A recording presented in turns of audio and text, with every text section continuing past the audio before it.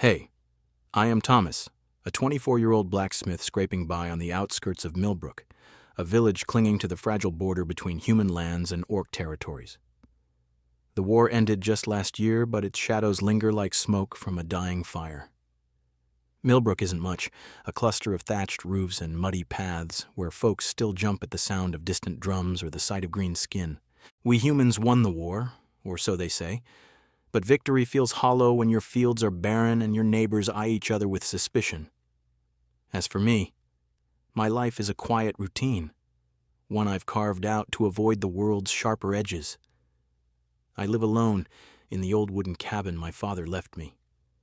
It's a creaky thing, with a roof that leaks during heavy rains and walls that groan in the wind like they're remembering old battles. Father died in the war, cut down while trying to broker peace with an Orc raiding party. Foolish, some called it. Treasonous, others whispered. I was just a boy then, but the stigma stuck to me like soot from my forge. Now I spend my days hammering iron into tools for farmers and hunters. The work pays enough to keep bread on the table and ale in my cup, but not much more. Evenings find me on the front porch, listening to the wind rustle through the sparse trees, staring at the stars that seem indifferent to our earthly squabbles. It's a simple existence, repetitive and safe. No friends to speak of, no family left. Just me, the forge, and the quiet. Across the way, separated by a rickety wooden fence that's more suggestion than barrier, lives Ragna. She's an Orc woman, a few years older than me, maybe 27 or 28. Though Orcs age differently, or so I've heard. She moved in a couple of months back with her little brother Karg, a scrawny kid no older than 10. The villagers hate her.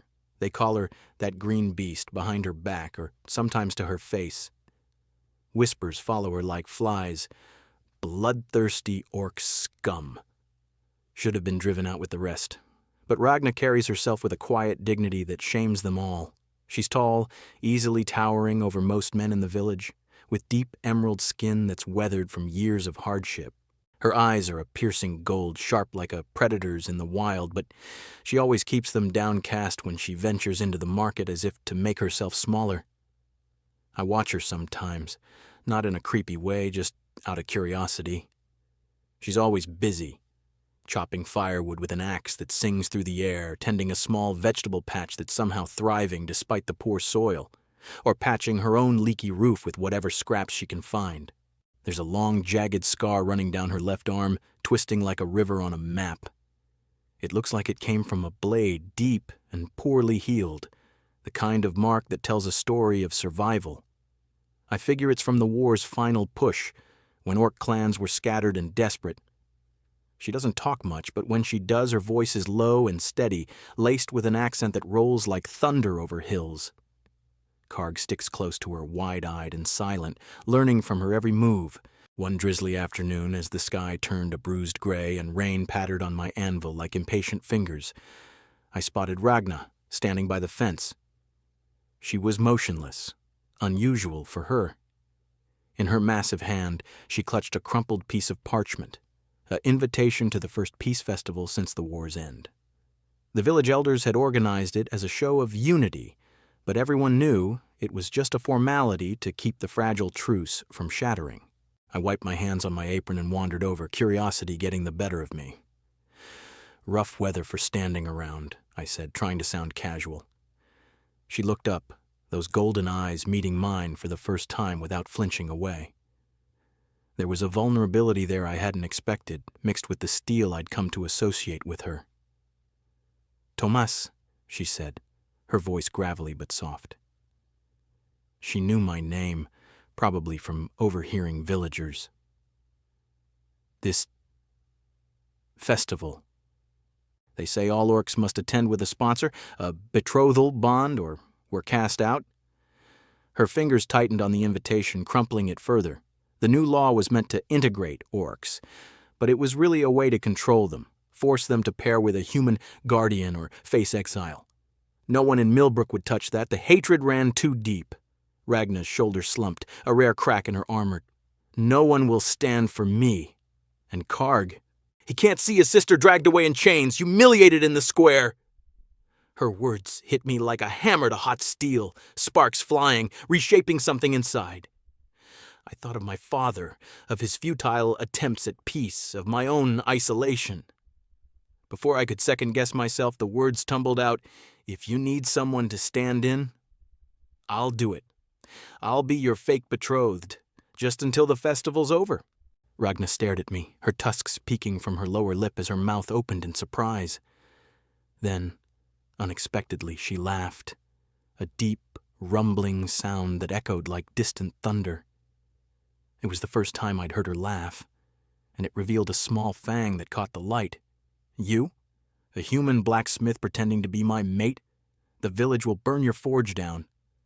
Her eyes searched mine as if waiting for me to retract the offer. But I didn't. It felt right, in that impulsive, reckless way that defies logic. We shook on it, her grip firm but careful not to crush my hand. The agreement was simple. We'd act the part to fool the elders, exchange the ritual tokens, and part ways after. No strings, no complications. As the rain picked up, soaking us both, I watched her walk back to her cabin, invitation tucked away. Little did I know, this fake arrangement was the spark that would ignite something real, pulling us both from the edges of our lonely worlds. After that rainy afternoon by the fence, our arrangement began in earnest. I told myself it was just practical, a way to help Ragna and Karg stay in Millbrook without drawing the village's wrath. We'd act the part for the peace festival, exchange the ritual tokens to satisfy the elders' new law, and go back to our separate lives. Simple. But nothing involving an orc and a human in these borderlands ever stays simple. The next evening, Ragna crossed the fence with Karg trailing behind her like a shadow. He was a quiet kid, all wide eyes and skinny limbs, clutching a wooden toy sword she'd carved for him. She sent him inside her cabin to play, then turned to me with that steady gaze. "If we're doing this, we need to practice," she said, her voice low but firm. "The festival isn't just words on parchment. They'll watch us. How we stand, how we touch. One wrong move and they'll call it a farce." I nodded, feeling a flush creep up my neck. Practicing intimacy with an orc woman. In my forge. It sounded absurd, but she was right. We started small, in the dim light of my workshop where the anvil still glowed from the day's heat. "First, the greeting," she instructed. Orc customs were different, more direct, less flowery than human ones. She showed me how to lightly bump foreheads, a sign of trust and alliance, then tie a simple leather cord around each other's wrists as a temporary bond. "Not too tight," she warned, her large hands guiding mine. Her skin was rough, calloused from years of wielding weapons and tools, but warmer than I'd expected. My turn came next. I taught her the human way. A gentle hand clasp, eye contact without staring too long, and a smile that didn't show too much teeth, lest it remind folks of her fangs. "Villagers scare easy," I explained. "Keep the grin soft, like you're sharing a secret." We stood there, awkwardly close, practicing until it felt less like a performance and more like something else. Her presence filled the forge, tall and solid, with that faint scent of earth and pine from her garden. At first I fumbled, my fingers brushing hers too quickly, pulling back as if burned. She laughed that deep rumble again. "You're jumpier than a rabbit in orc territory, Thomas." As the evenings wore on, our rehearsals stretched longer. We'd sit by the fire after, the crackle of flames filling the silences at first, but soon words flowed. One night, as I stoked the coals, Ragna traced the scar on her arm with a finger. "This? From the last battle at Thorn Pass," she said quietly. "My clan was ambushed by your human forces. I held the line, but we lost too many. After that, the elders called me a coward for not pressing the attack into the villages. Said I spared too many humans. They cast me out, me and Karg. We wandered for months before finding this scrap of land." Her story hit me hard. I'd heard tales of Thorn Pass from the human side, glorious victories, orc savages driven back. But hearing it from her, the pain in her voice, made it real. Lives shattered, not just numbers in a bard's song. "I'm sorry," I muttered, staring into the fire. "My father." He died trying to stop things like that. He thought peace was possible, went out to negotiate with an orc party. They cut him down, or so the villagers say. I was 12. Inherited this forge, but also the label. Son of a fool. She looked at me then, those golden eyes reflecting the flames. Not a fool. Brave. Like you offering this, whatever it is. We talked more that night about her old tribe's customs, the songs they'd sing around campfires, the way orcs honored the dead with woven cords like the one she'd shown me. I shared my dreams, not just hammering iron, but maybe forging something lasting, like tools that could rebuild instead of weapons that destroyed. The war paused us both, I said at one point, left us hanging like unfinished blades in the quench. She nodded slowly. Yes, we're the ones they don't want to see, the reminders of what hate costs. One particularly cold night after we'd practiced the betrothal exchange, a mock tying of cords and a forehead touch, Ragna lingered by the fire, her massive frame slumped in exhaustion. Karg had already gone home, and we talked late into the hour about nothing and everything, her favorite herbs for tea, my clumsy attempts at gardening. Her eyes grew heavy, and before I knew it, she was asleep, head resting against the wall, breathing steady like a bellows at rest. I watched her for a moment, this fierce orc woman looking so vulnerable in sleep. Quietly, I fetched the old wool blanket my mother had woven before she passed, faded blue, soft from years, and draped it over her shoulders. She stirred slightly, but didn't wake. I slipped out, leaving her there, the fire dying low. The next morning, I found the blanket folded neatly on my porch along with something new. A braided leather cord, simple but sturdy, with a small bead carved from bone. A note scratched in rough common script. For one who gives without asking. Orc gratitude. I tied it around my wrist, the weight unfamiliar but comforting. It wasn't part of our script, this gift. It felt real, like the first crack in a dam holding back a flood. Our practices continued, but now with an undercurrent, a glance that lingered, a touch that wasn't just rehearsal. I caught myself looking forward to her visits, the way her laugh filled the empty spaces in my cabin. The fake betrothal was blurring into something genuine, born not from attraction alone, but from seeing each other's scars and choosing to stay anyway. Little did I know the real test was coming, and it would force us to decide if this was worth fighting for. As the days blurred into weeks following our initial rehearsals, the line between pretense and reality began to fade like smoke from my forge. What started as awkward lessons in orc greetings and human smiles evolved into something unspoken, a quiet rhythm that pulled us together without words. I found excuses to cross that rickety fence more often, not for practice, but because being near Ragna felt like breathing easier after years of holding my breath. We'd share cups of her strong herbal tea, the kind that tasted of wild roots and left a warmth in my chest. I'd help her mend tools in her garden, my blacksmith hands clumsy with the soil but eager to learn. In return, she'd assist me in the forge, her strength bending metal with an ease that made me envious. Karg became part of it too.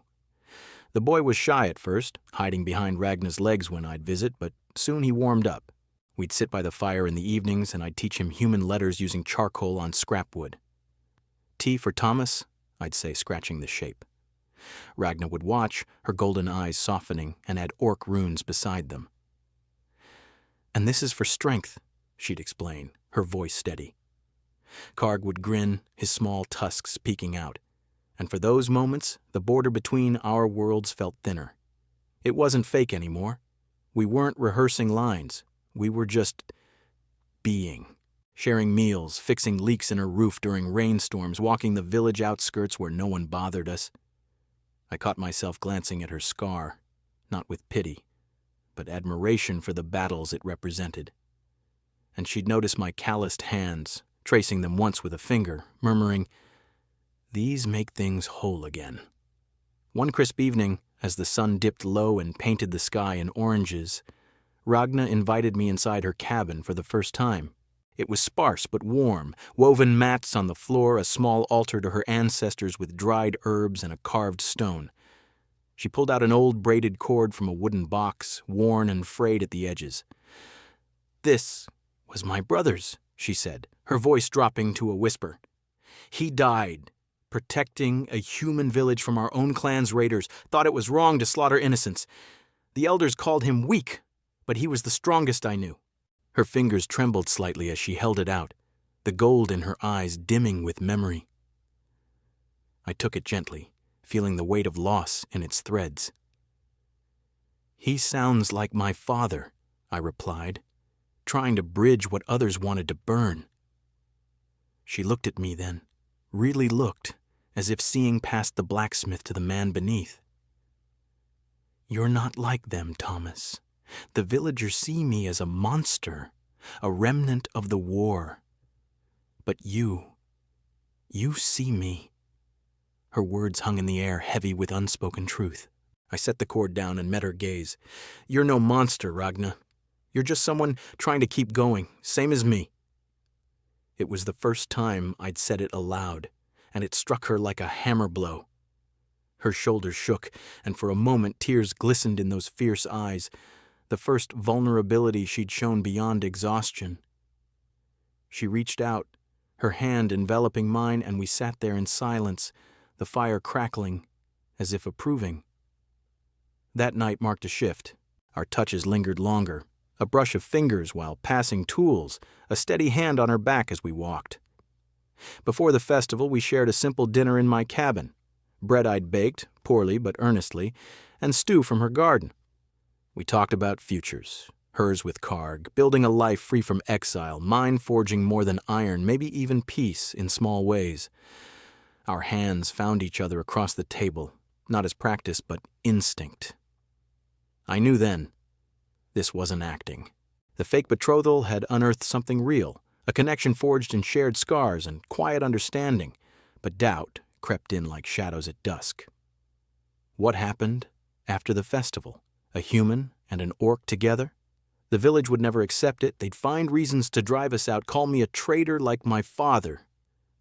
And Ragna, she carried the weight of her past, the fear of betrayal. That night, as we cleared the dishes, she pulled back slightly when our fingers intertwined. "Tomas," she said softly, it's not just pretend anymore, is it?" I shook my head, heart pounding. "No, and I don't want it to be." She stepped away, wrapping her arms around herself. "I need time. The war took everything, my home, my family. Being with you, it's dangerous. For both of us." Her voice cracked, the strength I'd admired wavering. I wanted to argue, to promise safety, but I saw the fear in her eyes, the same I'd felt all my life. "I understand," I said, though it hurt. "I'll be here, as a friend, until you're ready." She nodded, slipping out into the night, leaving me with the echo of her words and the braided cord on my wrist, a reminder that some bonds form slowly, tested by time and trial. The festival loomed, and with it, the choice that could shatter or solidify what we'd built. The day of the Peace Festival arrived like a storm cloud over Millbrook, heavy with expectation and the threat of unrest. The village square had been transformed overnight. Colorful banners fluttered from poles, tables groaned under platters of bread, cheese, and roasted meats, and a bonfire crackled in the center, casting flickering shadows on faces still etched with war's weariness. Musicians tuned lutes and drums, their melodies a tentative mix of human folk tunes and orc rhythms, as if testing the fragile truce. Villagers milled about in their finest, patched tunics and skirts for most, a few elders in faded cloaks that spoke of better times. But beneath the cheer lurked tension. Eyes darted to the edges where orcs like Ragna were expected to prove their loyalty through this absurd betrothal law. I met Ragna at the fence that morning, her presence a solid anchor in my swirling nerves. She wore a simple tunic of deep green wool, belted at the waist with a leather strap that held a small dagger, more habit than threat. Karg clung to her side, his small hand in hers, eyes wide with a mix of excitement and fear. "You don't have to do this," she said quietly, her golden eyes searching mine. But I did. Not just for the act, but because the thought of her being dragged away twisted something deep in my gut. "We're in this together," I replied, offering my hand. She took it, her grip firm yet gentle, and we walked into the square side by side. Heads turned as we approached, whispers rippled through the crowd like wind through dry leaves. The blacksmith with that orc? Trader's son, just like his father. I felt the weight of their stares, hot and accusing, but Ragna held her head high for once, her tusks catching the sunlight. We made our way to the central platform where Elder Harlan, the village chief, stood with his ledger of names. He was a stern man, gray-bearded and battle-scarred, his voice booming as he called pairs forward. "Next, Ragna of the Broken Fang clan, sponsor required." We stepped up, hands still linked. The crowd hushed, a sea of faces ranging from curious to hostile. Mark, the burly hunter who'd lost a brother in the war, leaned against a post, arms crossed, a smirk playing on his lips. Elder Harlan eyed us skeptically. "Tomas Reed, you claim betrothal to this orc?" I nodded, my voice steady despite the knot in my throat. "I do." Ragna and I exchanged the ritual tokens. I tied a braided cord around her wrist, whispering the human vow of protection under my breath. She returned the gesture, her fingers lingering on my skin as she murmured an orc phrase that meant shield and shadow. The elder grunted, stamping his ledger. "Accepted. For now." But the piece shattered like brittle iron. From the crowd's edge came a roar, a deep, guttural challenge that made my blood run cold. A massive orc pushed through, his skin a darker shade of green adorned with bone piercings and clan tattoos. He was flanked by two others, their axes gleaming.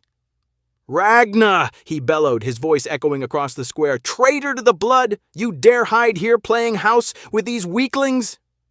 It was Gorak, her old clan chieftain, the one who'd exiled her. His eyes burned with rage, tusks bared in a snarl.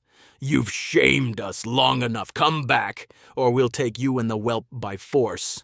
Karg whimpered, hiding behind Ragna's legs. She tensed, her free hand inching toward her dagger.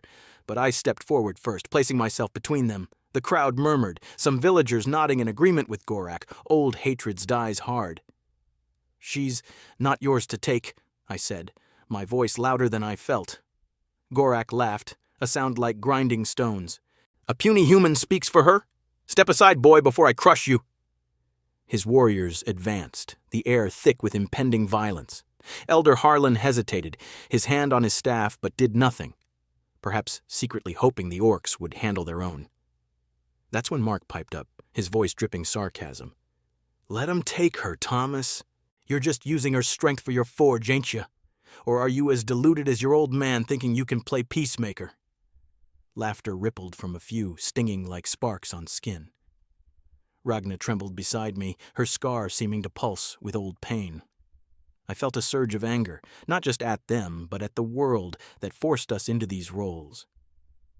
"If you want, Ragna," I declared, turning to face Gorak and the crowd, "you'll have to take me too. I've chosen to stand with her, not as a fake, not for show, because she's worth more than your hatred or this village's fear." The square fell silent, save for the bonfire's crackle. Gorak snarled, lunging forward, but Ragna pulled me back. "Tomas, no!" But I wasn't backing down. In that moment, with adrenaline pounding in my ears, I turned to her. "Dance with me," I said, extending my hand toward the musicians. It was impulsive, a blend of human tradition and orc defiance. The band struck up a tentative tune, a slow waltz mixed with rhythmic drums. Ragna hesitated, her eyes wide, but then she took my hand. We moved to the center, the crowd parting like water around a stone. Dancing with her was awkward at first. Her height made me crane my neck, her steps powerful where mine were precise. But as we spun, hands clasped, the world narrowed to just us. The whispers faded, Gorak's threats blurred. Her golden eyes locked on mine, filled with a mix of fear and something deeper. "Why?" she whispered mid-turn. "Because I see you, Ragna. All of you." In the firelight, with the music swelling, I pulled her closer. Our foreheads touched in the orc way, then our lips met, not a rehearsed peck but a real kiss, born of choice and longing. It was fierce, yet tender, her tusks brushing my skin, my hands on her back feeling the strength beneath. The crowd gasped. Some cheered faintly, others muttered curses. Gorak roared in fury, but backed off, his warriors uncertain amid the human throng. The kiss ended, but its echo lingered. Ragna pulled away slightly, her breath ragged. That wasn't pretend. The festival continued around us, but the air had shifted. Gorak slunk away, defeated for now, and even Elder Harlan nodded grudgingly. Mark averted his eyes, perhaps shamed. For the first time, Ragna stood tall, head unbowed, as villagers whispered not in hate, but in reluctant awe. As the night wound down, we slipped away to the square's edge. Karg ran to us, hugging Ragna's legs, but her expression was troubled. Thomas, that kiss, it's real, and real things break in this world. Her voice wavered, the vulnerability raw. I need time to think if I can risk this, if we can. My heart sank, but I understood. The war had taught us both caution. Take what you need, I said, squeezing her hand one last time. I'll wait. She nodded, taking Karg home, leaving me in the cooling night, the braided cord on my wrist a promise amid uncertainty. The festival had saved her from exile, but it had exposed our hearts. Now, the real conflict began, not with the village or her clan, but within us. The days after the festival stretched into a quiet limbo, heavy with unspoken questions. Millbrook returned to its routines. The market buzzed with gossip about our dance and that kiss, some villagers shooting me wary glances, others avoiding me altogether. Mark and his cronies muttered about orc lovers when I passed, but no one confronted me directly. The elders had stamped our betrothal as valid, saving Ragna from exile, but the real storm brewed inside us. I replayed the moment in my mind, her lips on mine, fierce and real, the crowd's gasps fading into irrelevance. Yet her words haunted me. I need time. I respected it, but the waiting gnawed at me like rust on iron. I kept my distance, not wanting to pressure her. Instead, I fell into small acts of care, ones that didn't demand answers. Each evening, as dusk fell, I'd stack dry firewood by her door, split logs from the edge woods, enough to keep her hearth warm through the night. I'd leave without knocking, just a quiet offering. Sometimes I'd braid a new leather cord in my forge, weaving in a bead or knot as a nod to orc tradition, and tie it to the stack. No notes, no expectations. Just proof that I was still there, waiting without pushing. Karg would spot me once or twice, waving shyly from the window, but Ragna never emerged. I wondered if she even noticed, or if the festival had scared her off for good. Nights in my cabin grew lonelier. I'd sit by the fire, twisting the cord she'd given me around my wrist, feeling its rough texture against my skin. Memories flooded in. Her laugh rumbling like thunder, the way her golden eyes softened when talking about Karg, the strength in her hands that could bend steel yet held mine so gently. Was this love? It felt like it, raw and unpolished, forged from shared pain rather than fairy tale sparks. But doubt crept in. What if she decided it was too risky? A human and an orc, in a village that barely tolerated peace. I'd lose not just her, but the first real connection I'd had since my parents. Still, I held back. If she chose to walk away, I'd let her. Better that than force a bond that could break us both. A week turned into 2, the autumn chill deepening. Rain came in sheets one evening, turning the paths to mud and drumming on my roof like impatient fingers. I was inside mending a broken hammer by lamplight when a knock echoed. Firm, deliberate. My heart leaped. I opened the door to find Ragna standing there, soaked through, her dark hair plastered to her face, golden eyes gleaming in the dim light. Water dripped from her cloak, pooling on the threshold. Karg wasn't with her. She must have left him asleep. "Thomas," she said, her voice barely above the rain's roar. No anger, no accusation. Just my name, laced with something vulnerable. I stepped aside, letting her in. The cabin felt smaller with her presence, warmer despite the draft. She shook off the rain, then reached into her pouch, pulling out a pair of braided cords, matching ones woven with intricate knots and shared beads. "These are for true betrothal," she explained, her tusks catching the firelight as she spoke. "Not the festival kind. The orc way. Permanent, chosen." Her hands trembled slightly as she held them out, raindrops still glistening on her skin. I stared, the weight of it sinking in. "Ragna, you don't have to—" "I do," she interrupted, stepping closer. "I've been tired, Thomas. Tired of fearing every shadow, every whisper. The war took my clan, my brother, left me with scars that ache in the cold. And you saw me. Not as a beast, but as someone worth standing for. That kiss at the festival? It wasn't fake. But it terrified me, because it meant risking loss again." Her voice cracked, golden eyes meeting mine without flinching. "I don't want to face this alone anymore. The world may hate us, but I'd rather fight it with you than hide without." Her words unlocked something in me, a flood of relief, hope, and that deep ache of connection. I took one cord, tying it around her wrist with steady hands, then let her do the same for me. The braids intertwined, rough, yet binding, a symbol of choices made. "I'm here," I said simply, grasping her hand. No grand promises, no labels, just the truth. We stood there, the rain pounding outside, the fire popping softly. She leaned in, our foreheads touching in that orc greeting turned intimate, her warmth seeping through the chill. We stepped further into the cabin together, the door closing behind us. Outside, the border sky seemed different, clouds parting just enough for stars to peek through, as if the world itself was shifting.